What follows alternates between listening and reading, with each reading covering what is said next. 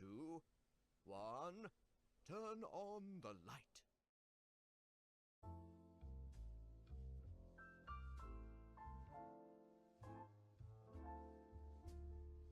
Alright, so what is up guys, it's Jacob from the Bacon Resistance, and today I'll be showcasing you a brand new game on Steam called Blik. So essentially what this game is, it is a game similar to Portal. In case you're unfamiliar with that, you can just search it up on Google. But yeah, so basically it's a puzzle game where you walk around this laboratory and you carry on a gun with you and you shoot at different mirrors. And the first thing that I've noticed when I've entered the game was the graphics. They are pretty beautiful for a game like this. The lighting is awesome. There are no bugs when it comes to like graphics. Nothing is flashing, nothing is distracting me from playing. The lighting is, yeah, as I said, awesome. The levels are completed. They are built nicely. The music is well good. So then I was very interested in how the gameplay works.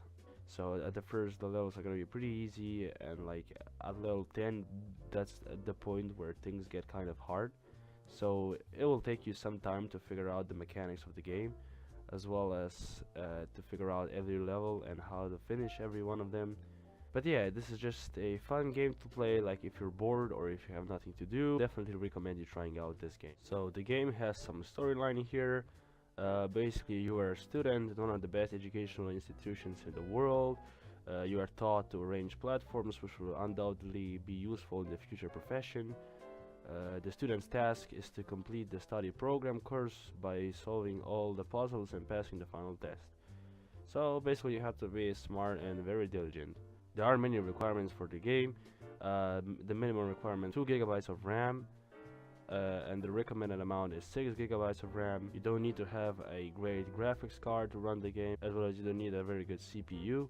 So for me, the game ran very fluently at about 60 frames all the time. There are no major frame drops even when I was recording. So yes, I think that this game is closest you can get to Portal, and it's very similar to Portal, and it only costs €4, so that is pretty nice. At the time I was recording this, it had a 20% off deal. So yeah, I definitely think that this is worth a buy. The game as well has a narrator that follows you throughout the game. Often he's very funny, but he as well leads you and guides you throughout every single level, and every time that you encounter something new in the game, it will explain to you how the mechanism works. I think that this game has a huge potential to become a speedrunning game if a bigger portion of people will decide to start playing the game, which I hope they will, because the game is pretty awesome. The tags for the game are indie, adventure, puzzle, action, and simulation. Unfortunately, there is no co-op mode, neither is there a multiplayer. Essentially, you can play the game at any time. Nothing happens if you exit the game always auto-saves, but you can as well start a new game anytime you want. The commands for the game are pretty basic. You use W, A, S, and D to move around. You can jump with space, and you shoot your gun with the left mouse button. So we still have some cons of the game, I guess. So the game is not co-op, which a lot of people want these days. It as well does not have a very good storyline, although I guess there is some story to it, you know, only the part that you're a student. But nothing much was really said about why you're here or what your goal is. So now it's time to rate the game between 1 and 10, and I think that I would give it a solid 9. I think that's very good for a game that just came out. Dimul team did a fantastic job on the game.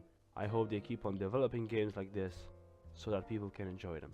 Anyways, thank you very much for watching the Bacon Resistance. I hope you guys enjoyed. I'll leave the link to this game down in the description, and see you next time. Bye guys.